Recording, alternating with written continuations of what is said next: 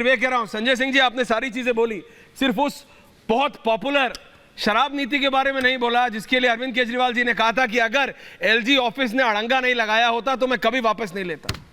सौमित पात्रा जवाब दे रहे हैं आपका। सौमित पात्रा, आप मुझे बताइए, आप सीबीआई जांच कर रही है ना उसकी? देखिए ऐश्वर्या जी, मैंने बड़े ध्यानपूर्वक क्या मिला मनीष सिसोदिया जी के घर में? ओके, मैंने बड़े ठीक है संजय जी, जवाब आ रहा है फिर आप। मैंने सुना, अब मैं जवाब देता हूं। जवाब ले रहा हूं। हाँ देखिए ऐश्वर्या जी, अंग्रेजी में एक फ्रेज है डेजा वू।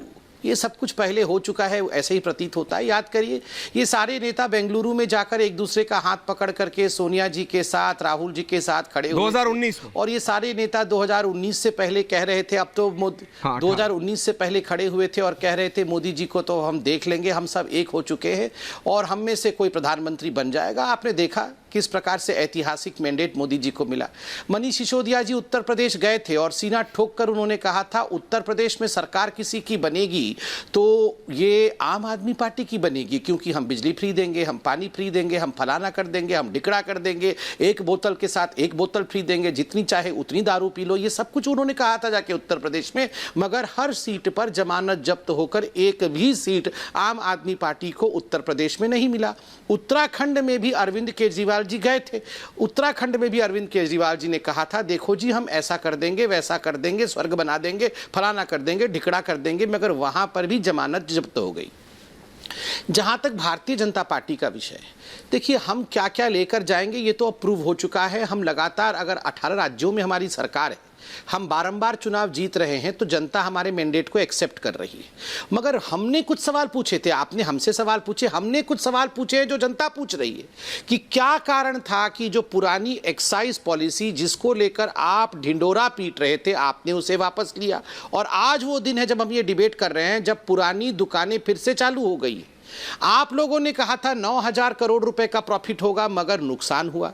तीसरी बात, रवि धवन जी की जो कमेटी है, जो एक्साइज के कमिश्नर थे, उनकी कमेटी ने स्पष्ट कहा था कि अगर एक्साइज नीति को आपने सक्सेसफुल करना है तो होलसेल का काम आप अपने पास, सरकार के पास रखिएगा और रिटेल का काम कंपनी को नहीं इंडिविजुअल को दीजिएगा ताकि ज़्यादा आय हो सके। मगर मनीष सिसोदिया जी ने, क्या कारण था कि कमीशन लेकर मैन्युफैक्चरर्स को रिटेल का काम दिया और होलसेल का काम भी प्राइवेटाइज कर दिया, सरकार के पास नहीं रखा।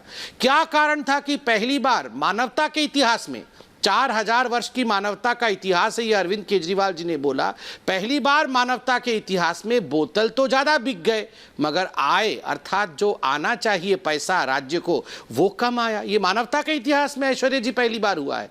क्या कारण था कि 144 करोड़ रुपया जो आपके मित्र थे मनीष सिसोदिया जी के, उन शराब ठेकेदारों का 144 करोड़ रुपया कोरोना के समय माफ किया गया, जबकि उस समय इसी पैसे से लोगों को मुफ्त राशन दिया जा सकता था।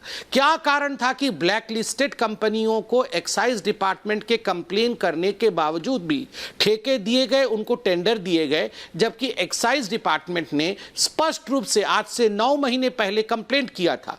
अगर ये लोग कहते हैं कि एलजी के कारण हमारी जो नीति थी वो अच्छी तो थी मगर एलजी के कारण हमें वापस लेना पड़ा, तो मेरा सीधा सीधा प्रश्न है, एलजी ने तो, आपने तो एलजी के कहने के 8 महीने तक उस विषय पे कुछ नहीं कहा।